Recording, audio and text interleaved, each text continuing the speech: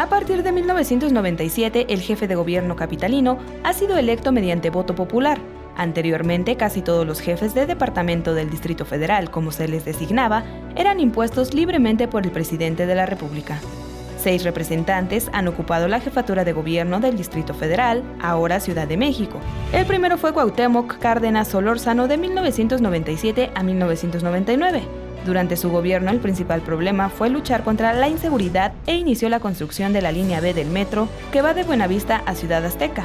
Dejó la jefatura de gobierno por la candidatura a la presidencia de la República. La interina durante un año fue Rosario Robles, que por cierto ha sido la única mujer en desempeñar el cargo. Entre sus aportaciones, en el año 2000 presentó ante la Asamblea Legislativa del Distrito Federal la propuesta para legalizar el aborto en la capital. En las siguientes elecciones fue electo como jefe de gobierno Andrés Manuel López Obrador, a quien se le recuerda por iniciar el programa de pensión alimentaria para adultos mayores y la construcción del segundo piso de Periférico. López Obrador también se lanzó para presidente de la República en 2005, por lo que dejó como sustituto a Alejandro Encinas del año 2005 a 2006.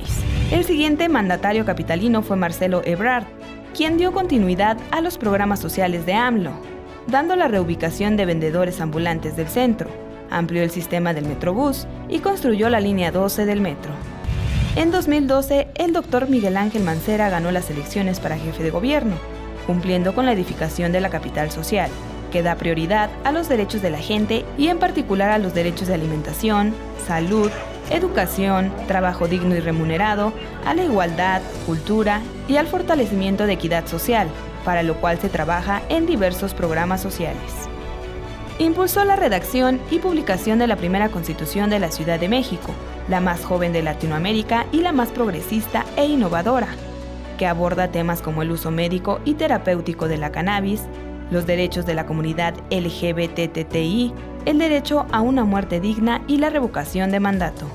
La nueva Carta Magna de la capital configura a la Ciudad de México como una entidad federativa, establece su estructura, gobierno y organización, otorga derechos fundamentales, vanguardistas, que reflejan la historia e identidad capitalina.